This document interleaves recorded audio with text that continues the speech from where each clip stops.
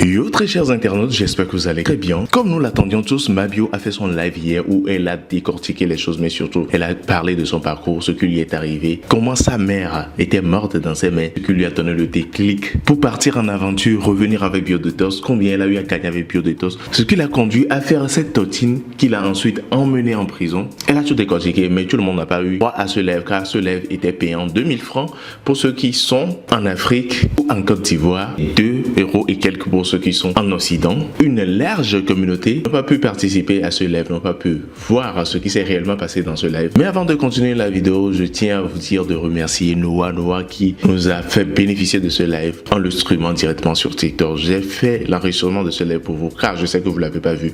Vous devez aussi comprendre quelque chose dans ce live. Alors je l'ai enregistré pour vous. Je vais vous faire voir l'extrait de ce live capital où Mabio explique les choses avec beaucoup d'émotion. On se capte à la fin bien évidemment pour la décortication. Regardez. Sans ne rien pouvoir faire. Et c'est à la dernière minute, quand je sentais que j'allais vraiment accoucher, si je faisais rien, je suis allée chez la voisine. On n'avait rien. Et c'est la voisine qui m'a accompagnée jusqu'à l'hôpital de Blocos, qui a payé mon accouchement.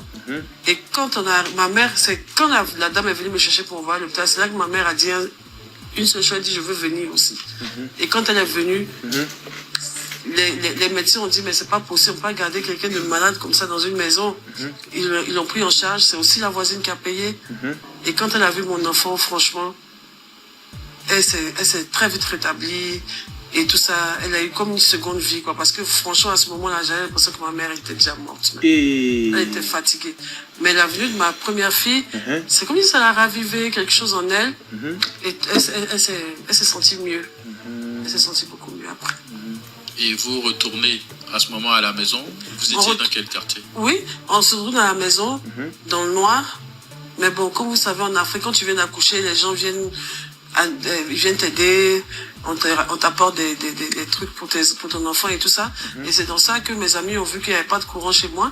Vu que j'ai toujours caché la misère de chez moi, j'ai toujours caché ce que je vivais et tout. Donc quand ils ont vu que j'étais dans une maison sans courant, ils ont tout fait, ils ont appelé leurs parents, ils ont tout réglé. On m'a envoyé des trucs pour ma fille. J'avais rien de prévu, j'avais rien acheté pour ma fille, je n'avais rien. C'est le jour de mon accouchement qu'on m'a tout ramené, les couches, les vêtements et tout ça, et la lumière. Vous étiez dans quel quartier? On était aux deux plateaux, juste en face de Sokosé. Il y a les immeubles qui sont alignés là. On était là-bas, au rez-de-chaussée. La maison, elle était à vous? C'était une location? Comment ça se faisait? C'était même pas à nous. C'était même pas à nous. C'était la maison de la meilleure amie de ma mère, qui est française. C'est son amie depuis plus de 30 ans à ce moment-là. Et comme elle avait fini, elle était à la retraite, je pense, à ce moment-là, elle était partie en France. Elle nous avait laissé sa maison parce que ma mère n'avait pas les moyens de louer une maison à ce moment-là. Elle était très malade, comme j'ai dit. Donc elle nous a laissé sa maison pendant 5 ans. Elle nous a laissé sa maison pendant 5 ans. On payait rien. On payait rien, mais on avait que le choix de payer le courant. Mais là encore, c'était un peu difficile à certains moments. Tu es avec ton enfant maintenant, avec ta mère. Oui. Comment ça se passe? C'est quoi cette période? Comment vous vivez jusqu'à ce que tu aies, avant le décès de ta maman? Cette période, ça s'est bien passé. Ma fille est venue avec le bonheur parce que là, maintenant, j'ai eu beaucoup d'assistance. Les gens m'ont beaucoup aidé, les gens ont aidé ma mère. Il y a des gens il y a une dame même qui m'a donné une opportunité de faire un magasin de mèches, tout ça, elle m'a donné 2 millions, 3 millions, je me rappelle plus à cette époque-là.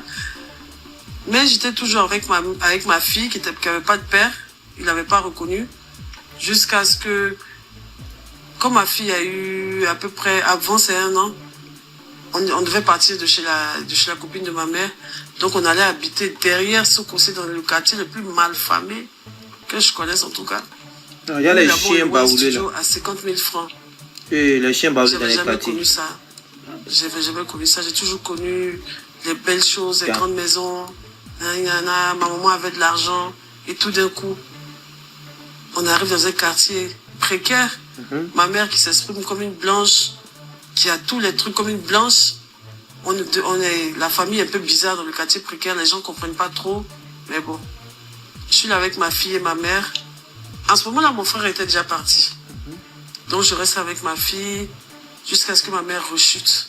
Tu faisais croire aux gens, comme tu l'as dit, que tout allait bien chez vous et c'est à la... Oui, Même quand j'étais dans le quartier précaire, jamais personne n'est déjà venu me voir.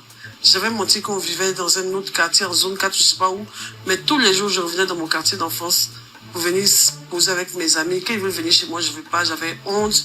Je cachais ma maison. Et je me sentais toi aussi, mal, tu es là, je tu me mens. sentais- Il faut dire que tu habites dans un quartier précaire. J'avais beaucoup Pourquoi mal tu pour ma mens sur mère, ton quartier? surtout, qui, elle aussi, face à tout ça, se sentait impuissante de voir ses enfants et sa petite fille. Vraiment, Yako. C'était vraiment très, très, très, très, très dur. C'était tellement dur. Tu actives un peu les commentaires. Tellement dur qu'après cette étape même de la maison, là, cette petite... J'ai déjà envoyé les cadeaux, sinon elle a coupé live là. Je ne même plus la payer. Et tu sais où on allait dormir? Où? Dans un coin d'assise, c'est-à-dire dans une ONG. Tellement on n'a pas de maison, on allait dormir dans les coins où les gens qui sont à la rue, là, où on les met, c'est là-bas nous allons pour dormir avec ma mère et ma fille. Vraiment, l'histoire est triste. Ça là, c'est les moustiquaires Au imprégnés. milieu des gens malades, au milieu des défavorisés, des cas sociaux. C'était vraiment très, très, très, très, très dur. C'était très dur. C'était très dur. J'ai même pas envie de parler de tout ça. J'ai pas envie de parler de tout ça. Mais on a qu'à couper un peu. On a parlé des autres parties. Ta fille? Ça a repris. Plus personne n'existe à part nous et ma fille. Et j'étais fatiguée de voir ma mère dans cette précarité-là.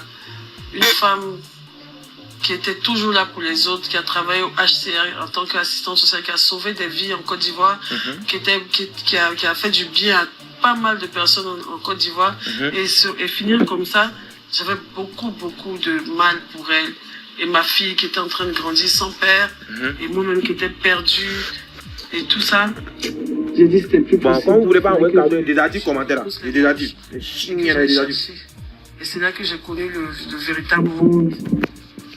Le monde même. Quel monde? Donc j'ai décidé d'aller en zone 4 pour commencer à me chercher. J'ai commencé à travailler dans des bars. J'ai commencé à mener une mauvaise vie. Mais bon, j'avais pas tellement le choix. Ma mère était malade. Je voulais plus qu'elle soit dans cet endroit-là. Donc j'ai tout fait pour lui louer un petit coin à Marcory. Donc on est allé vivre à Marcory avec ma fille. Et c'est à ce moment-là que les parents du père de ma fille sont venus la récupérer parce que c'était trop chaud là-bas, c'était trop chaud. Donc je leur ai dit de venir, j'ai cassé le papeau comme on dit. Ils sont allés dans sa famille pour dire voilà, votre fils m'a enceinté, il ne veut pas reconnaître et tout ça. Il dit que s'il reconnaît, vous n'allez pas l'envoyer en France. Voilà votre enfant, prenez-la. Moi, il doit me chercher pour ma maman. Donc ils sont venus prendre la petite. La première fille qui vit là-bas jusqu'à présent, ça fait 15 ans maintenant qu'elle est avec eux. Et j'ai commencé à me chercher, comme j'ai pu. Pour essayer de sauver ma mère. Comment est-ce que c'est fini l'histoire avec maman? C'est fini très tragiquement. Bon, tragiquement non, mais elle n'a pas eu une bonne fin. Elle n'a pas eu une bonne fin parce que après tout ce que j'ai pu faire et tout ça, ça n'a pas suffi. Ça n'a pas suffi. Après, elle a voulu que... J'en ai tellement fait qu'elle voulait maintenant que mon frère prenne la relève. Et à ce moment-là, mon frère était parti vivre derrière Sokosé encore, dans un quartier encore plus reculé, même un bas-fond, même, dans un petit studio où il était avec ma mère. Mais en tant que garçon, il n'arrivait pas seul à gérer ma mère qui était vraiment malade, qui tout le temps piquait des crises. On était obligé d'aller à l'hôpital. Donc quand il y avait l'hôpital, je partais faire 1 semaine, 2 semaines avec elle à l'hôpital. Je la lavais, je la changeais, je la nourrissais. Je faisais tout. Et moi, je perdais mon travail et tout ça. Donc après, j'étais contrainte d'aller vivre avec ma mère. Dans le studio de mon frère. Avec une mère malade, même mais mourante, méconnaissable. Méconnaissable. Il lui restait seulement la peau sur les os. Elle était méconnaissable. Non, elle-même, elle voulait mourir, même tellement elle était fatiguée. Mais souvent, elle se reprenait et tout ça. Et le jour de sa fin, c'est-à-dire, elle aimait tellement les jeux, elle aimait beaucoup les émissions de TF1, Question pour un champion, ce genre de choses-là et tout, le maître de midi, tout ça. Donc un jour, elle était en train de regarder son émission, et ce jour-là, mon frère n'était pas là. Mon frère qui voyage jamais, il avait voyagé ce jour-là. Et quand je sors, je lui dis que je sortais et tout ça. Elle m'a dit, ok ma fille, on se prend tout à l'heure et tout ça. Moi, je suis sur il était midi, l'émission avait commencé. Donc je sors je vais chez mes copines et vers 15h, elle m'appelle pour dire, ah, je t'avais pas dit, le même gars qui avait gagné là, c'est lui qui a gagné aujourd'hui, on rigole et tout ça. Elle dit, mais tu vas venir à quelle heure? Tu m'as même pas laissé l'argent. Il dit, si, il y a 500 là-bas. Tu vois, et là, c'est moi qui m'occupais d'elle. Si j'avais 500, c'est qu'elle avait 500. Donc, je dis, non, j'ai laissé 500. On voit la petite voisine là. Et tout ça, c'est dans une cour commune. Donc, je rentre à 19h. Et je vois qu'il y a un calme saisissant, quoi. Je me suis dit, mais attends, est-ce qu'il y a un problème? Et quand j'ouvre la porte, je vois ma mère qui est morte. Avec la télécommande dans sa main. C'est comme si elle était assise, en train de regarder la télévision, et elle est partie. Et vu que la mort, sa jambe, je sais pas, son poids était... En tout cas, elle a glissé un peu. Elle était là. Je n'en revenais pas. J'ai dit, ma maman, hey, Seigneur Jésus. C'était trop difficile. Et quand je l'ai vue comme ça m'a fait tellement... Je n'ai même pas eu d'émotion. Je suis venue m'asseoir à côté d'elle. Il a vu son corps à 18h. Je me suis assise à côté d'elle. Et quand le temps de réaliser qu'elle était morte et que j'appelle des gens pour venir me secourir et tout, il était minuit.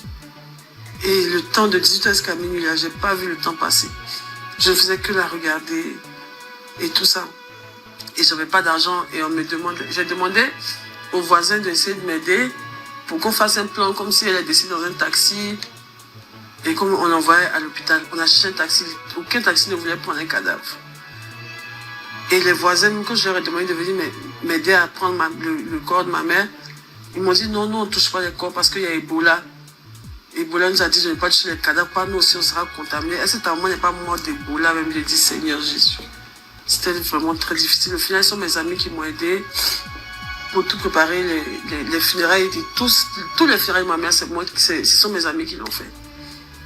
C'était vraiment très, très, très difficile. Très, très difficile. Donc c'est comme ça que ma mère est partie. Mais un an avant, j'avais perdu mon père, mais vu que je n'avais pas de lien avec lui, ça ne m'a pas fait grand-chose. Alors, comment est-ce que tu te reprends après ce triste événement? Après, j'essaie de me reprendre avec l'argent que les gens ont cotisé, comme pendant le funérailles de ma mère. J'ai essayé de prendre une maison, d'être autonome, parce que je n'arrivais pas à dormir dans l'endroit où elle est décédée. Donc, j'ai pris une maison à la 7e tranche. J'ai un ami qui m'a donné du travail dans son restaurant. Et donc, je vis comme ça. Ça se passe plutôt bien et tout. J'ai tout le monde qui m'aide. Ils ont meublé la maison pour moi. Je reprends ma vie en main. Je vais au travail. Et un jour, je reviens du travail. Et où j'habitais, le grand portail, je vois qu'il y a une affiche sur le portail. Et je vois qu'il y a des débris de plein de choses par terre. Et je vois le cadre de ma maman que j'avais encadré le jour de ses funérailles. Je vois qu'il est brisé en deux par terre dans la rue. Avec la photo qui est déchirée en deux de ma mère. J'ai dit, mais attends. Je ne comprends pas. Je vais lire ce qui est écrit. Et c'est écrit qu'on me défend de rentrer dans cette maison parce que le propriétaire de la maison, apparemment, c'était même pas sa maison, c'était quelque chose qu'il louait. Et nous, il nous surlouait. Et il avait des problèmes avec les impôts et tout ça. Donc, on avait tout saisi dans la maison. Je pars au travail le matin, je vais le soir, j'ai plus de maison. Et la première chose sur laquelle je tombe, c'est qu'ils ne sont pas partis avec le cas de ma mère, ils l'ont jeté, c'est cassé, la truc est déchirée, je dis. Un autre coup qui m'a vraiment fait sombrer dans une dépression de malade. J'ai marché comme ça, dans la rue. J'ai marché sans savoir où je partais, jusqu'à ce que je m'arrête chez une amie. Et je suis restée chez elle 1 an. Je suis restée chez elle 1 an. En dépression totale. Et après, je décide d'aller au Maroc pour me vider un peu la tête parce que j'ai l'impression que la Côte d'Ivoire, j'en pouvais plus. J'étais mal. Donc, il y a quelqu'un qui m'a parlé du Maroc, qui m'a dit qu'on pouvait faire des billets boxés pour aller là-bas et tout. Et il y a un gars là qui me draguait là-bas qui disait, oui, je vais t'inviter. Quand j'ai eu premier 150 000 lunettes, il y a pour mon billet d'avion, je suis allé au Maroc pour aller me chercher. Et quand je suis revenu avec Biodetox. J'ai fait 6 ans là-bas. 6 ans. Alors, tu nous parles de biodétox. Donc, la source de biodétox, c'est le Maroc. C'est le Maroc. C'est là-bas que j'ai eu le déclic. Alors, c'est quoi l'histoire derrière? Avant biodétox, j'ai fait un commerce au Maroc qui marchait très bien. Je faisais la nourriture chez moi à la maison avec l'alcool, ce qui était totalement interdit. Donc, la police me pourchassait tout le temps. J'avais beaucoup de problèmes avec la police. Faut tomber. Je suis obligé tout le temps de fuir. Ah. Jusqu'au jour où je vais me mettre dans un coin. La police marocaine a fait tomber le moment. Je n'avais plus d'argent, plus rien. Je suis revenu à zéro. Je suis tombée encore en dépression. Tiens un peu. C'est-à-dire, j'ai dormi dans mon salon pendant 1 mois. Si je me suis levée pour aller me laver trop de fois, même ce mois-là, si c'est trop de fois, c'est 10 fois. J'étais couchée sur une couette comme ça. J'étais devenue l'ombre de moi-même et je faisais que penser à ça. Je disais, j'ai trop souffert. Dieu, j'ai trop souffert. Montre-moi quelque chose. Montre-moi ma voix. Je sais que je suis intelligente. Je sais que je peux gagner de l'argent. Pourquoi tu me fais souffrir comme ça? Montre-moi. Et un bon matin, il m'a dit, j'ai posté ma photo. Et il y avait tellement de retours. Quand ils m'ont dit, on veut ton secret, dit, vous voulez vraiment mon secret? Ils disent oui. J'ai dit, ok. Oui, bio là maintenant. Ah. Alors donc tu postes la première photo et après comment te vient l'idée de continuer à en parler sur les réseaux? C'est l'engouement que les gens ont eu. Le premier jour, parce que j'avais déjà annoncé que j'allais donner, c'est comme si je leur disais que oui, j'ai un secret, mais ça vient. Mais par exemple, le samedi 8, je sors le secret et vous pouvez commencer à payer. Mais celles qui veulent payer déjà, elles peuvent commencer à réserver. Donc je recevais l'argent des gens avant même que le produit même ne sorte. Je ne savais même pas encore quel produit vendre. Que je recevais déjà de l'argent. Et quand j'ai pris les produits, tout ça, et que j'ai fait sortir la marque, j'avais fait un petit montage vidéo avec toutes mes photos, mes vidéos voilà, quand j'étais grosse, jusqu'à ce que je maigrisse. Ça a touché les Ivoiriens. Et c'est les Ivoiriens eux-mêmes qui ont fait ma pub sans que je demande. Tout le monde a partagé, même les stars. Tout le monde a partagé. Je me rappelle, Emmanuel Keita avait partagé. Plein de stars avaient partagé sur Snapchat, sur Facebook. On ne parlait que de ça. Le premier jour où j'ai vendu Biodétox, j'ai vendu 5 millions la même journée. J'avais jamais touché 5 millions de ma vie. Ah. En un seul jour. Et ça, franchement, je rends gloire à Dieu pour ça. Mais bon. Alors pour la jeune fille Voilà. bouillarde, on va dire Vous avez vu que tu es, tu reçois 5 millions. Attendez. Le lendemain que- Bon, ils ont commencé à signaler live là. Bon, vous avez commencé à signaler. Ça dit, je dormais avec l'argent, je me Bon, vous réveillais, signalez ça pourquoi? comptait sur moi. Je compte, je recompte. Regardez. J'arrivais plus à moi-même là, je n'ai Vous jamais avez vu? fait de mourir. Vous avez vu? Dans ma vie même là. J'ai jamais Les gens envoyé les cadeaux, ils ont commencé à signaler le live. eu d'argent là. Vous avez vu? Quand il y a eu 5 millions, tellement Vous avez vu? j'ai dit, essayez de mettre mais quoi? Faut pas y mourir, il faut que. Envoyez les cadeaux. Vous avez vu? Tout ça. Envoyez les cadeaux pour sécuriser. Je coupe les commentaires. J'avais quelqu'un qui travaillait avec moi. Il y avait une fille qui m'avait aidé, que je salue au passage, qui était comme, on était collaboratrice sur Biodétox. C'était elle ma fournisseuse, si on veut dire. Donc, ça s'est bien passé. On a partagé l'argent. En tout cas, elle a eu sa part. J'ai eu la mienne. Et Sécurisé avec les cadeaux, sécurisé avec les cadeaux. C'est les gens d'Abidjan, les gens des autres pays qui ont acheté. Mais dès que les 5 millions sont tombés dans ma main nette, là, il a plié tous mes bras, j'ai tout laissé derrière moi. Et puis, je suis venu à Abidjan dans la semaine qui a suivi. Je suis plus parti qu'aujourd'hui. Alors explique-nous un peu comment est-ce que tu faisais ce produit? C'est une dame qui m'a montré, qui m'a proposé des fournisseurs avec des produits vraiment très bio, même qui s'est fait à Bengourou. C'est un groupe de jeunes entrepreneurs qui transforment le cacao, qui transforment des matières premières à des fins de... Ils font des petites gourmandises, je sais pas comment dire, des petits chocolats, des bonbons et tout ça. Et, comme par hasard, ça dit, eux-mêmes, c'est-à-dire qu'ils ont fait ça comme des friandises sans savoir que ça fait maigrir. Mais quand les gens achètent pour manger, ils se rendent compte qu'ils perdent du poids. Mais eux, ils ne savaient pas. Est-ce que c'est ces produits qui te faisaient maigrir, toi, ou tes problèmes? Faut pas que je monte. J'ai découvert les produits là. Moi là, mauvais. Juste avant de lancer, genre, juste à quelques jours de lancer ma marque. Moi là, demain, s'ils ont des problèmes qui m'avaient maigri, mais ces produits. J'ai moi-même testé et ça fait vraiment maigrir. J'ai testé sur ma fille qui a perdu près de 30 kilos avec ces produits là et tout ça. Et puis bon, je savais déjà fabriquer des thés. Donc je fabriquais moi-même mes thés avec des mélanges et tout ça. Et j'avais de très bons résultats. Alors, et donc, tu rentres en Côte d'Ivoire, et à ce moment-là, qu'est-ce que tu fais? Je vends Biodétox. J'ai une amie qui m'héberge pour le moment.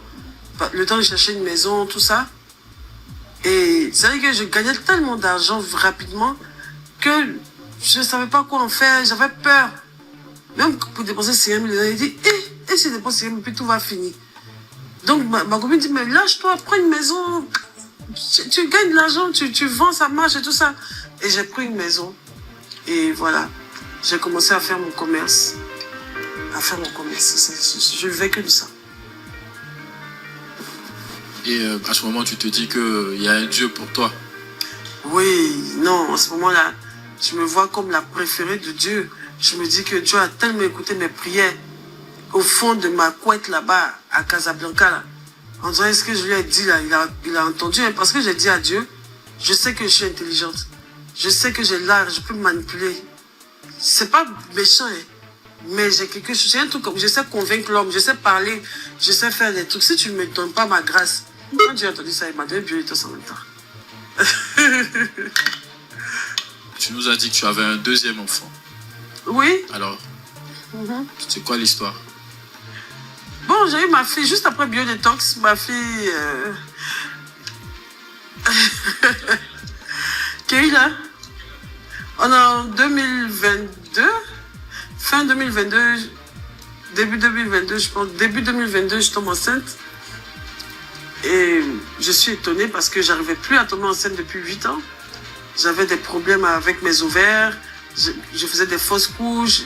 Je ne tombais même plus enceinte moi-même. On m'avait même déclaré stérile. Et un bon matin, je tombe enceinte.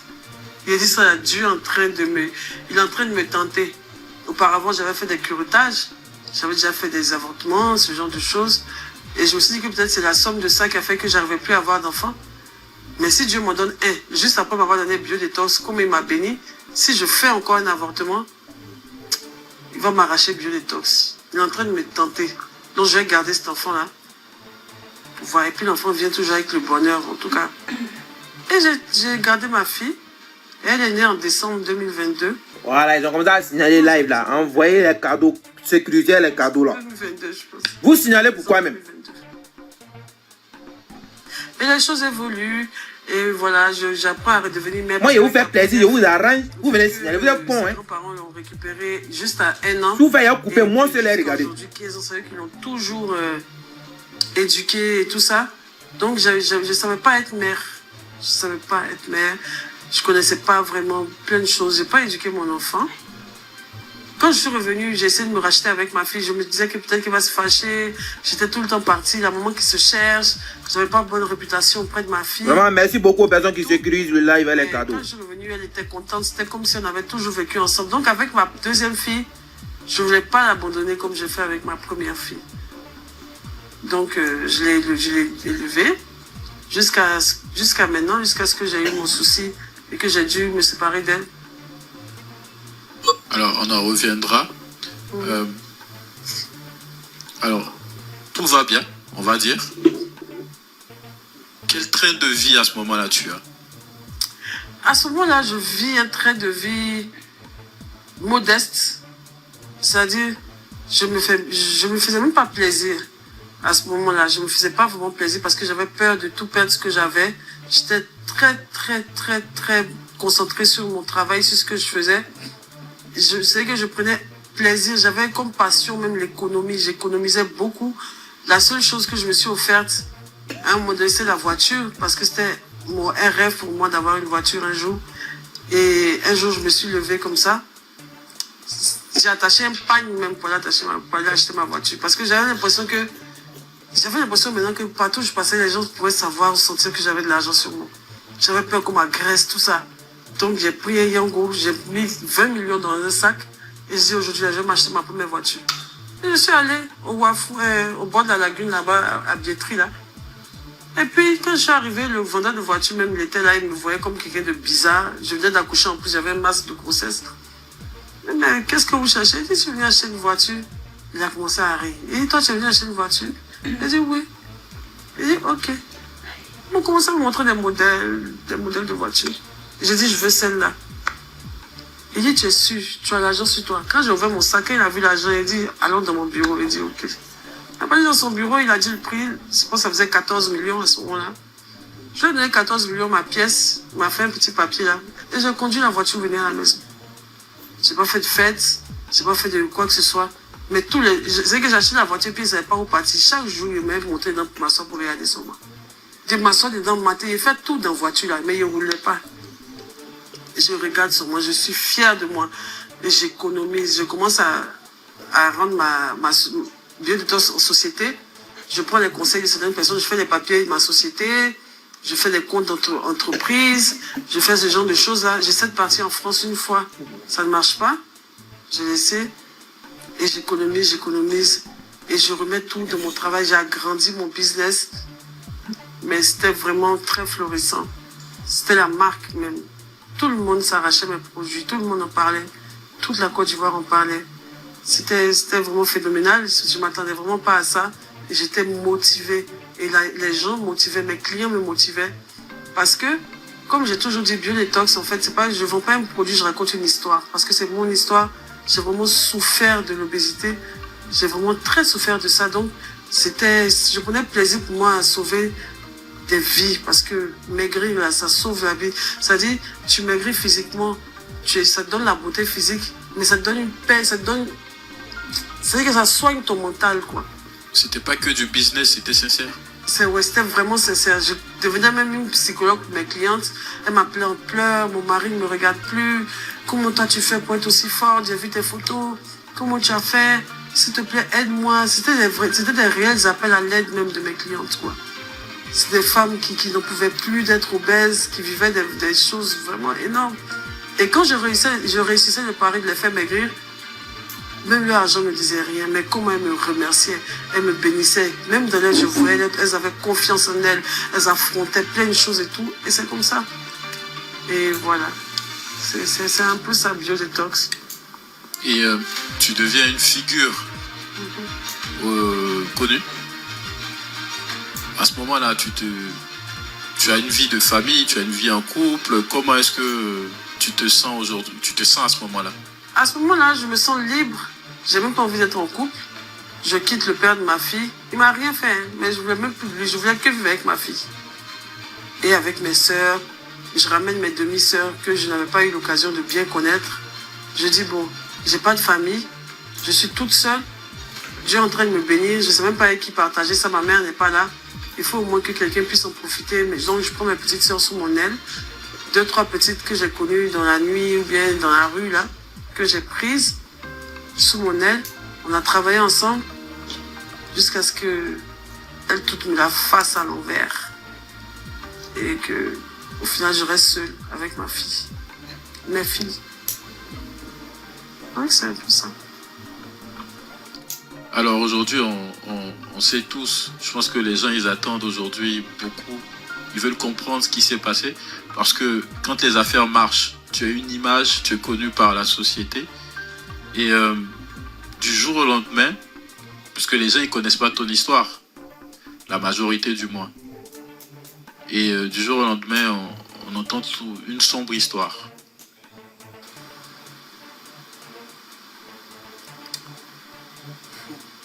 Vraiment, je m'en veux beaucoup. S'il y a quelqu'un à qui je devais demander pardon dans un premier temps, ce serait à moi-même. À moi-même d'avoir douté de moi à un certain moment, à avoir baissé ma garde. Je demande pardon à mon entreprise. bio-détox, d'avoir lâché du jour au lendemain. Mais bon, je pourrais t'expliquer. Et ce qui m'a conduit à tout ça. J'étais tellement partie. Je me dis que j'ai pas été reconnaissante. Je sais même pas comment expliquer ça parce que du jour au lendemain, je peux pas comprendre que en tant qu'entrepreneur déterminé comme ça, et du jour au lendemain, j'ai plus envie d'entendre parler de bio-détox. Je décroche plus aucun appel. Je ne vends plus. Ce sont mes assistantes qui vendent pour moi malgré moi. Je ne fais plus mes calculs, je regarde plus mon compte, je fais plus rien. Je sombre. Du jour au lendemain, je sombre dans une dépression. C'est-à-dire que je m'éteins même, c'est-à-dire que dans le noir complet même. Et là vient la déchéance totale, comme je dis, parce que je ne sais même pas ce qui m'a... Vraiment, c'était très dur. Est-ce que c'est parce que c'était peut-être l'effet d'avoir un peu plus d'argent, de te sentir un peu à l'abri? Tu te dis que tu n'as plus besoin de faire d'efforts? Pas du tout. Pas du tout. J'adorais faire de l'argent, j'adorais travailler, j'adorais surtout avoir une équipe. Parce que depuis que je suis petite, j'ai toujours rêvé d'avoir une équipe. Des employés et tout ça. J'adore ça. Pas parce que je veux mettre la main sur les maîtriser ou quoi que ce soit, hein. Mais j'ai pas eu de famille. Donc ça me fait me sentir en famille, ça me fait me sentir... je sais pas, j'aime aider les autres et tout ça. Mais du jour au lendemain, tout ça n'avait plus aucun sens pour moi. Mais je sais d'où ça vient. Je sais d'où ça vient. C'est-à-dire, j'ai été nominée... En fait, tout a commencé véritablement jusqu'à ce que j'en arrive là. J'ai été nominée au Weekend Award en tant que meilleur entrepreneur de l'année, dans la grande catégorie meilleur entrepreneur de l'année, avec les gars comme le gars de Sotok et plusieurs autres grands entrepreneurs dont je ne pouvais jamais imaginer m'asseoir à la même table. Et donc, je suis conviée à ce grand événement-là. Je suis en extase. Comment j'ai pu, moi, Yélène, aujourd'hui, grâce à mon travail, on va me nominer comme ça et me décorer devant des ministres dans une salle aussi prestigieuse.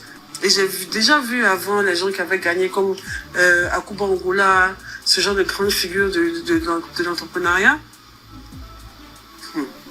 Ça se passait au palais des congrès de l'Hôtel Ivoire.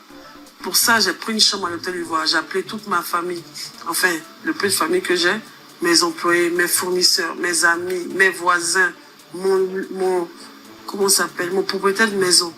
J'étais excitée, j'étais heureuse de faire cela. Et j'avais cette aura, ce truc-là que la Côte d'Ivoire m'accompagnait. Tout le monde était là, oui, vas-y, présente-toi, tu vas gagner, nanana. Et donc, au cours de la cérémonie, nous, les 10 personnes qui étaient dans la même catégorie en tant que nominés en tant que meilleurs entrepreneurs, ils ont fait chez nous, à la veille ou bien à l'avance, ils avaient filmé des séquences chez nous pour montrer un peu le travail qu'on fait. On a parlé un peu de ce qu'on faisait et tout ça. Mais il faut dire que quand je vendais Biodetox, avant, moi, je faisais 110 kilos. Mais je venais d'accoucher. Mais mes produits s'arrachaient comme rien. Les gens ne regardaient même pas mon poids parce que j'avais des résultats visibles sur les gens. Et je venais d'accoucher. Donc on me disait, ah, elle vient d'accoucher, après elle va maigrir et tout. Donc moi, dans ma tête, je suis carré. Et donc l'animateur qui était John Jay m'annonce, on fait passer mon spot. Et à ce moment-là, toute la salle se met à rire. Ah non. Je suis brisée en mille morceaux, je comprends pas. Je sais pas. Tous ceux qui me disaient qu'ils étaient fiers, je regarde dans le public, je vois des visages que je connais en train de se moquer de moi. Mais pourquoi ils font ça? C'est tellement gênant. Mais c'est des sorciers, hein. Pourquoi ils font ça? Je les ai arrêtés pour dire, mais si elle est là, elle était nominée, qu'elle est devant le ministre, c'est qu'ils ont des raisons de la mettre ici, c'est que son entreprise marche, même si elle est grosse. Que ne vous moquez pas du physique des gens, on essaie de les reprendre, mais ils sont morts de rire. Je suis brisée. Yako. Ça m'a ramené tellement loin dans des... C'est-à-dire que je me suis revue enfant, quand on se moquait de moi, les humiliations que je subissais. C'est-à-dire que je n'arrivais même plus à marcher. Yako. Mes amis essayaient de m'envoyer des messages pour me réconforter, mais je n'arrivais même pas à retenir mes larmes. Je pleurais comme un bébé. Ils sont méchants. Jusqu'à ce qu'on m'appelle sur la scène. Je voulais même pas partir. Je voulais fuir, aller à la maison, me cacher même. Non. C'est-à-dire, dites-moi si vous pouvez comprendre. Moi, je comprends. C'est parce que la fougue, c'est que j'étais tellement fière de moi où j'étais assise là. Et que tout d'un coup, toute la salle se retourne vers moi et puis se moque de mon travail, se moque de mon physique, encore une fois. Non, c'était trop pour moi. Comme à l'habitude, je sais cacher mes émotions. J'ai fait mine que ça me disait rien. Mes amis me disaient, ah, c'est rien et tout. J'ai dit, oh, c'est rien. Moi, je sais ce que je vaux. Je sais ce que mon entreprise vaut. Si je suis là, c'est parce que je mérite. Ils ont fait une audit de nos comptes en banque. Ils ont vu ce qu'on gagnait. Et tout ça, c'est pour ça que je suis là. Ils ont vu le travail acharné que je faisais. Et donc, je ressors avec une médaille. Comme donc, j'ai pas gagné. C'est pas grave, juste le but n'était pas de gagner. J'étais déjà heureuse d'être là. Et là, j'arrive plus. Je ne fais que penser à cette soirée. Je ne fais que y penser. On m'envoie mes factures, mes trucs, mes produits. J'arrive même plus à les étiqueter. Je suis découragée. Et là, je sombre encore dans une autre dépression. Et je vais m'enfermer dans un hôtel, au Noum Hotel, pendant près de 2 semaines. Et pendant ces 2 semaines-là, ça a été chaotique. J'étais victime de vol dans mon entreprise. Mes assistantes sont liguées avec le livreur principal que j'avais. Ils ont commencé à me détourner de l'argent. Parce que, mais j'y suis un peu pour quelque chose parce que j'ai tourné dos à mon business moi-même. Donc je ne regardais plus, je ne faisais plus attention à tout ça. Quelque part au fond de ma tête, je me disais, est-ce qu'on ne me vole pas? Mais j'avais tellement confiance en ces personnes-là que je ne pouvais pas imaginer. Jusqu'au jour où le livreur, qui lui-même a perçu une moto dans l'argent du vol, là, ça veut dire que les filles, pour le faire taire et pour qu'il collabore, elles lui ont offert une moto dans mon dos, je ne savais pas. Et c'est lui, apparemment les gays, comme on dit, peut-être qu'à un moment, lui ne donnait plus assez d'argent comme il voulait et il a décidé de livrer tout le monde. Et quand je suis revenu de mon voyage, il m'a fait asseoir et il m'a dit, je veux qu'on parle. Il y a un problème. On dit apparemment il est gay. Oui, tu comprends ton commerce comme avant, la vieille mère, comme si... Mais dans son entourage, qui était gay là-bas? J'ai ça à la maison. Voilà les dossiers. C'est qu'elle se demande, c'est... Il faut que tu te lèves et tout. Jamais on se prend, ne vous inquiétez pas. Vous me connaissez très bien. Mais les filles là, elles te volent énormément. Depuis août, elles te volent. Alors qu'on était là maintenant en mars de l'année qui a suivi. C'est dosé. Je dis, ah bon? Pour moi, c'était un petit truc. Je dis, mais quand tu estimes ce qu'elles ont volé, ça peut faire combien? Il dit, ah la mère, au moins 30 millions. Hein. Je dis, quoi? Comment ça? Il dit, mais il y a longtemps qu'on a commencé à faire ça. Ah bon? Moi, je connais chez ton fournisseur. Tu as toujours eu confiance en moi. Moi, je n'ai jamais montré ça chez quelqu'un. Mais, arrivé un moment, elles m'ont dit que les gélules ne marchaient plus. Parce que les gélules, c'était le seul produit qui était le plus cher, qui était 45 000 francs. Et elles disaient que les femmes étaient découragées. Vu que je ne fais pas la pub, elles n'achetaient pas les gélules. Et qu'elles achetaient que les thés qui sont à 10 000 francs, on les passait à 25 000 francs. C'est pour ça que je n'avais pas beaucoup d'argent. Je me dis, ah, tiens, elles vont acheter des centaines de gélules chez le fournisseur. Et quand il y a les commandes de gélules, elles prennent cet argent-là comme pour elles. Et puis moi, elles me donnent juste l'argent des thés, 10 000 qu'elles ont vendus là. Et elles faisaient croire au fournisseur que c'était moi qui passais les commandes. Mon Dieu, mon roi. Alors que c'était pas moi. Et donc, quand il me dit ça, je rentre dans une colère noire, j'arrive pas à garder ça pour moi. Il dit, non, si tu veux bien les attraper, comme toi. Mais en ce là, il y a une d'entre elles qui avait déjà démissionné. Et puis bon, à un moment donné, c'était chaud. J'arrive bien et tout, c'était chaud. Puis ce sont mes petites sœurs. Je les payais pratiquement plus. Parce qu'à la fin, ce qu'elles m'ont dit comme excuse, c'est que je ne les payais pas. Donc elles se payaient elles-mêmes. Mais on ne se paye pas 400 000, 500 000 par jour ou par semaine. Ou je ne sais pas. Elles arnaquaient mes clients de l'extérieur. Elles se faisaient des Orange Money, des Western Union à leur nom. Jusqu'à aujourd'hui. C'est-à-dire, elles ont mon téléphone professionnel. Toutes les commandes, elles les prennent et elles suppriment. Et quand j'ai su ça, avant de les attraper, vu qu'une dormait sous mon toit, le même jour, elle vient avec la recette. Elle dit, tu as vendu combien? Elle dit, elle a vendu 75 000. Je demande au livreur, toi, tu as livré combien? Il dit, j'ai livré 475 000 aujourd'hui. Mon Dieu, mon roi. Et elle m'a dit, maintenant, il me montre son message où elle lui écrit, les 75 000 francs, c'est pour elle. Des 400 000 francs, il faut prendre 20 000 et puis tu m'envoies le reste sur mon Orange Money. Il y a 100 ans, elle dort dans ma maison, elle a sa chambre à elle toute seule, une fille que j'ai ramassée. Comme Skolopan. Et quand je vois ça, je n'arrive pas à dormir, j'ai envie de lui sauter là-dessus. J'ai des idées noires qui me viennent en tête. Mais je suis déçue, je suis fâchée. Je sais même pas, je m'en veux moi-même parce que c'est moi qui n'ai pas été vigilante. Et le lendemain, je décide de la confronter et elle avoue, effectivement, mais qu'elle n'était pas seule. Elle a voulu mettre tout le monde dedans et ils étaient tous dedans. Donc je les ai envoyés à la PJ. Elles ont fait une semaine là-bas et après plusieurs pardon. Et celle que j'ai attrapée, quand je l'ai attrapée, j'ai pris son sac et quand j'ai ouvert son porte-monnaie, il y a un papier qui était là. Dès que j'ai voulu déplier le papier, elle a pris, elle a déchiré. Et on essaie de le ramasser pour recoller les morceaux. C'est un papier de la banque, de sa banque. Et on regarde le solde. Son solde, elle a près de, je ne sais même plus, 14 millions dans son compte. Une petite fille qui ne fait rien d'autre à pas travailler pour Biodétox. Elle a 20 ans, 21 ans. Elle a 13 millions sur son compte. J'ai dit, mais d'où sort cet argent? Celle-là, il a cherché son nom, calmez-vous. il y a un peu pour moi dedans, mais c'est pas que mon agent vu que... Et je me rends compte qu'elle était en train de faire ses papiers pour aller au Canada. Elle et l'autre. J'ai dit, attends, tu connais de barrer mon argent? Ah, ça va pas se passer comme ça. On est allé à la PJ. J'ai laissé dormir là-bas une semaine, mais je pense que j'aurais dû les envoyer à la MAC quand même. Parce que ce qu'elles m'ont montré après, c'était encore pire.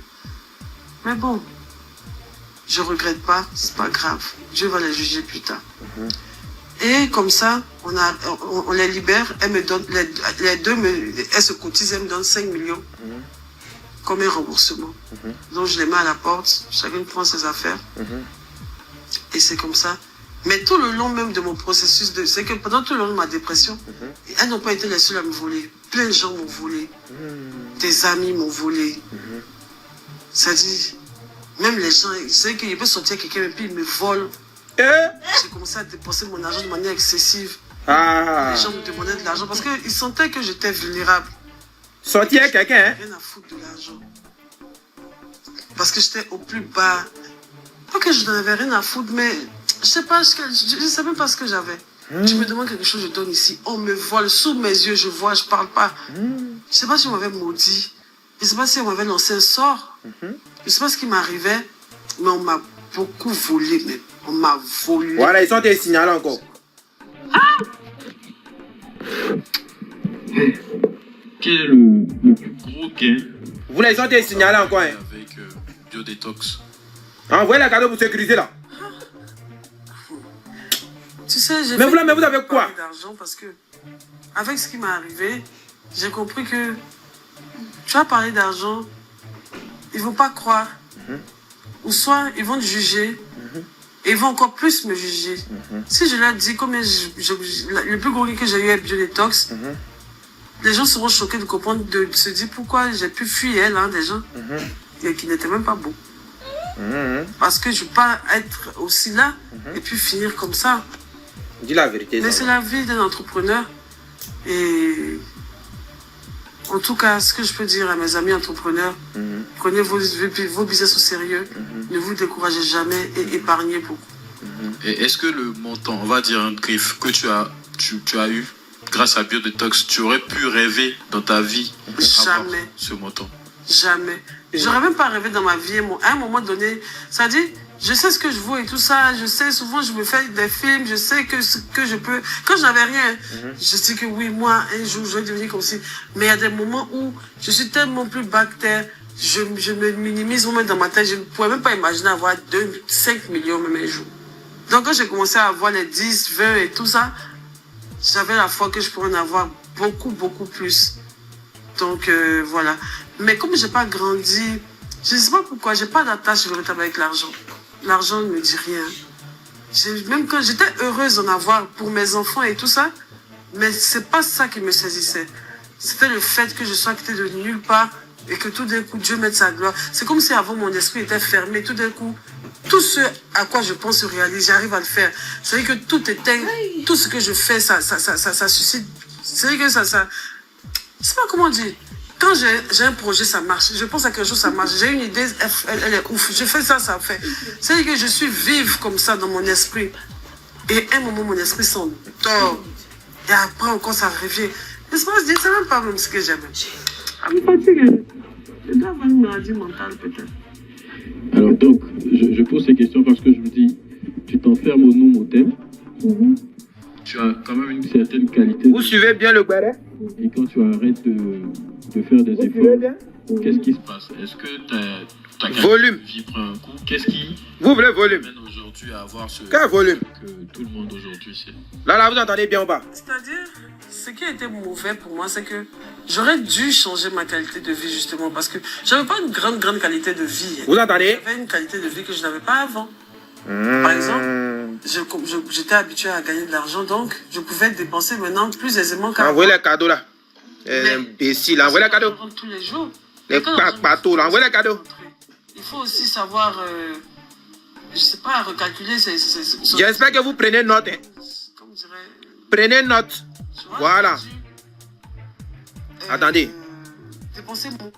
J'espère que vous prenez note. Prenez note, c'est très important. Parce que elle a dit que la fille voulait fuir avec son argent pour aller au Canada. Elle a trouvé son nom. Et elle a dit, il y a un infirmier dedans. Lui a trouvé son nom. Et elle a dit encore qu'elle était en couple avec des gens mais qui la volaient. A trouvé ça aussi. On y va, c'est parti. A devenu bizarre, j'ai voulu investir dans d'autres choses. Déjà, moi-même, mon esprit, même ma tête, même mes derrière morte, même. J'ai investi, j'ai essayé de faire un supermarché à Casablanca, un marché africain et tout ça. J'ai commencé les travaux à hauteur de 3-4 millions. J'ai tout abandonné du jour au lendemain, je suis plus parti là-bas. Pour rien comme ça. J'ai essayé d'ouvrir une boutique vers Sicomex, la 8e tranche. J'ai payé le magasin 500 000 pendant 1 an et demi. Mon Dieu. Je suis allé là-bas que 2 fois seulement. Il y a mon logo Biodetox. Le magasin est fini. Il est meublé. Et qui l'a meublé? Ce sont mes employés que j'envoie. C'est que je regarde les choses sur Pinterest. Je les envoie par WhatsApp. Quand ils me disent ça fait tant, je ne recalcule pas. Je m'en fous. Je donne l'argent. On meuble. Il suffisait juste que je prenne mes Biodetox, aller mettre là-bas. Je n'en avais plus la force. Je ne sais pas. Si on m'a maudit. 1 an et demi, je payais 500 000 par jour et le magasin est fermé. Par mois, pardon. Et le magasin est fermé. J'ai essayé de faire une cave. J'ai fait la cave, ça ne marche pas. Je suis allé en Thaïlande, aller prendre des nouveaux produits. Pour venir, tous les produits ont pourri dans mon truc. J'ai acheté des produits de près de 10 millions. Je suis trop vendu dedans. Peut-être pour 2 millions, juste un peu. Et tout le reste de la marchandise là. J'ai laissé ça comme ça et j'ai partagé aux gens. Mon Dieu. Je suis allé au Nigeria pour essayer de vendre des mèches et tout ça. Je suis allé prendre un stock de mèches. Toutes les mèches, je n'ai vendu que 3. J'ai jeté tout le reste. J'ai donné, je sais pas, on m'a volé. C'est-à-dire, tout ce que je faisais n'aboutissait plus. Je n'avais plus le... C'est-à-dire que ça peut me dire que ça n'aboutissait pas, c'est moi, mais c'était moi le problème. Je n'arrivais même pas à mettre la volonté.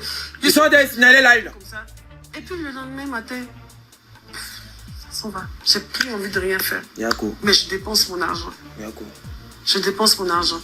Et comme, en tant qu'entrepreneur, même quand je gagnais de l'argent, je faisais des tontines, je me suis dit, nous les entrepreneurs, en tout cas les jeunes filles qui vendent des trucs là, ce sont les tontines qui nous sauvent. Il n'y a pas une femme qui va dire qu'elle ne fait pas tontine. C'est ça qu'on vit. On fait des tontines de 2 millions, 3 millions.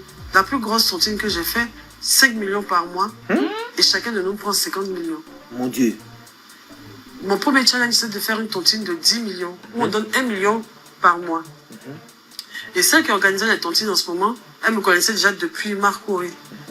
Donc quand je lui ai dit que j'aimerais faire sa tontine de 10 millions, elle m'a dit, toi, comme ça, toi, tu as 1 million par mois pour me donner. Merci Alain Zoé de sécuriser le live, j'ai le temps. montré que je pouvais le faire et je pouvais faire bien plus. Elle dit, mais moi, on m'a dit que tu es une droguée, hein. Que si je te mets de ma tontine, tu ne vas pas payer. Je dis, ah bon? Fais-moi seulement, tu vas voir. J'étais pauvre, c'est moi, je payais tout le temps. J'ai pris le premier 10 millions. Je faisais déjà d'autres argent, donc ça ne me disait rien même. Quand j'ai pris, après, je suis passé à l'autre, j'ai dit, bon, je vais faire 2 millions par mois d'économie. Et c'est ça même qui me galvanisait à travailler, parce que je me disais que je suis obligé de payer les 2 millions par mois. Donc, je dois travailler. Donc, je travaille, je paye mes tontines. Et à chaque fois que je vais faire quelque chose, je cotise et je prends toujours la dernière, mais l'avant-dernière pour ne pas avoir de problème. Quand ça finit à la fin de l'année, j'ai mes 20 millions, j'ai mes 10 millions. Jusqu'à ce que je commence à faire maintenant des dossiers de 5 millions par mois. Le jour où j'ai eu les 50 millions, même, j'ai dit, tiens, ah, tontine, j'ai essayé de faire mes projets, je suis tourné en rond, l'argent là même, je ne vois rien dedans. Ils ont dit, Yélène a pris l'argent, 10 millions pour aller faire un BBL. C'est complètement faux. C'est complètement faux parce que l'argent de mon BBL est venu de mes premiers 20 millions que j'ai eu. C'est là que j'ai pris l'argent, payé déjà le BBL et tout. Mais même ça, c'était un mauvais investissement. Je sais pas, j'avais... C'est la partie là maintenant, elle rentre en profondeur. Mais bon, on adore la profondeur. Je recevais tellement d'harcèlement sur mon physique, aussi sur les réseaux à un moment. Pas que je monte, ça m'a touché. Au début, ça me disait rien, mais après, ils ont réussi à me complexer. Et les internautes. Ils ont réussi. Donc, j'ai voulu enlever mon ventre. C'est ce que j'ai pu faire. Donc, quand je voyais que ça commençait à être gâté sur moi véritablement, j'ai décidé de faire une dernière tontine pour essayer de me relever. Parce que c'était devenu, je n'en pouvais plus. Et c'est là que tout a basculé. La dernière. Et donc, je fais la tontine avec les garçons. La dernière tontine. Donc, la première tontine, je vois que j'ai que des dettes, des dettes. Là, elle rentre en profondeur. je dis que je vais prendre l'argent là, pour faire une nouvelle entreprise bio-détox. Je vais prendre une maison à 1 million le mois. Ah, d'accord. Je me suis dit que je divise une partie en bio-détox et l'autre partie, c'est ma maison avec mes enfants. Moi aussi, je fais la publicité de la maison maintenant sur TikTok. Voilà. Je me dis là, waouh. Mais pour moi, j'avais assez d'argent pour le faire. Je me mets à faire une deuxième tontine de 5 millions, celle dans laquelle Apucho était. Ah, c'est la partie que moi, basée là, j'adore. Ça me, je n'arrive pas à joindre les deux bouts. Je commence à être... C'est vrai que... Ou même j'ai vu que ça commençait à devenir chaud. J'avais deux comptes, mon compte entreprise et mon compte épargne. Et je puisais mes dernières ressources dans mon compte épargne. Je regardais même plus mes soldes. Je faisais que partir à la banque, que partir avec ma carte. Mais un jour, je m'en vais à la banque et je fais dans mon compte épargne, j'ai plus d'argent. Je dis, oh, c'est gâté. Hein? Ah, d'accord. Alors en profondeur. J'ai encore de l'argent sur mon compte entreprise, mais j'ai plus d'argent sur mon compte épargne. Je dis, oh, je sais que je suis fini, c'est bon. Je suis cuite. Mes dettes s'accumulent envers mes fournisseurs, envers les tontines. C'est les tontines là même. Je dois tontine ici, je dois payer tontine là-bas, je prends l'argent des gens ici, là, nana. Et ce qui m'a beaucoup fatigué, c'est que, par exemple, la tontine avec les Zagba et tout, eux, ils doivent payer à une certaine date. Par exemple, Zagba doit donner son argent toutes les fins du mois, il doit me donner 1 million. Mais il peut me donner ça le 10. Pourtant, normalement, c'est le 30 il doit me donner, mais il payait avant parce qu'il avait la confiance sur sa soeur et tout. Oui. Mais quand il me donne ça le 10, là, le temps, il y a déployé dans mon compte, là. On m'a appelé pour dire, tu dois attendre ici, hein. Il prend l'argent des Zagba, là. Il m'a donné ça là-bas. En me disant, non, à la fin du mois, je vais mettre l'argent là-dessus de mon propre compte pour aller donner. Un autre va quitter là-bas, Estrator. Le lendemain, il me donne pour lui. Il dit, c'est rien, j'ai quand même encore de l'argent, je prends. Mais au final, à la fin du mois, moi, au lieu de payer 1 million par mois, je me retrouve en train de payer 4 millions par mois dans la tontine. Payer être bouffé là de tous ceux qui m'ont donné. Ah, t'as balayé ça. Donc en réalité, tu étais l'organisatrice de la tontine. Voilà, j'étais la garante de la tontine. Mais une garante avec beaucoup de problèmes. Avec beaucoup de problèmes. Je n'ai pas fait cette tontine-là. Je ne me suis pas assise un matin et je me suis dit, vas-y, il faut que j'arnaque mes amis. Pas du tout. Je voulais véritablement faire une tontine pour sortir de ce dans quoi j'étais, pour investir. Et ça a vraiment mal tourné. Je m'en veux vraiment parce qu'au final, ça a tourné à l'abus de confiance. Mais je ne suis pas une voleuse. J'ai jamais volé personne. Je sais travailler. Je sais chercher l'argent. Souvent que quand mes génies viennent là. Quel génie? Mon cerveau s'éteint. Quel génie? C'est dangereux. Bon, on va appeler Makoso. Je pense qu'à ce moment-là. Makoso va prier pour elle. Comme elle a génie là. Et je sais que Dieu m'a pas oublié. Non, il t'a pas oublié. Et il va faire encore. Et beaucoup plus même que ce qu'il a fait déjà.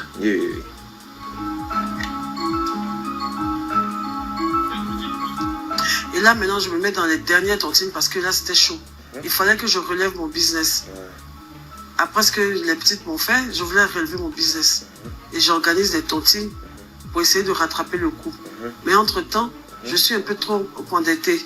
Et j'ai des rêves trop grands. Tout ce que c'est vrai que la manière dont je voulais réformer le Biotos allait me coûter beaucoup d'argent. Et j'ai pas bien calculé. Avant, quand j'étais financièrement stable, je faisais les tontines des gens. Je n'ai jamais eu de problème avec les tontines. On m'a toujours payé normalement et tout ça. Mais lorsque j'ai décidé moi-même d'organiser la tontine, c'est là que je me suis mélangé les filets. Je me suis mélangé les filets. Et j'ai pas fait de bons choix. Et je regrette beaucoup. Beaucoup. Alors, je décide de faire une affiche pour demander, parce que les gens ont confiance en moi, ils voient en moi une femme entreprenante, connue et tout ça, ils se disent j'ai forcément de l'argent, je vais pas fuir avec leur argent, donc la confiance est là. Et j'approche des amis à moi, qui eux aussi, qui je sais, sont capables de payer 1 million par mois et même plus. Je leur parle de ça, sans hésitation. Ils disent ok, il n'y a pas de souci. C'est pas des personnes qui ont vraiment besoin d'argent. Mais c'est quand même leur argent. Et ils avaient des projets avec cette tontine-là. Mais je sais qu'au fond d'eux, ils me faisaient plus de bien à moi qu'à eux. Parce que quand tu rentres dans la tontine, tu sais que c'est moi qui suis la première à prendre les 10 millions. Donc ils se disent que j'ai forcément besoin de cet argent. Donc ils m'aident. Et ils sont dans la tontine, ils payent leur argent. Samuel me dit, Hélène, je ne veux pas discuter. Il se passe quoi? Qu'est-ce qui se passe? Très chers internautes, j'espère que vous avez regardé ce live capital jusqu'à la fin. Vous l'avez bien aimé. Qu'en pensez-vous? Le récit de Mabio, n'hésitez pas à l'écrire dans les commentaires, mais surtout à activer la cloche de notification pour être prévenu quand je ferai bien évidemment une nouvelle vidéo, tout en vous abonnant. Merci.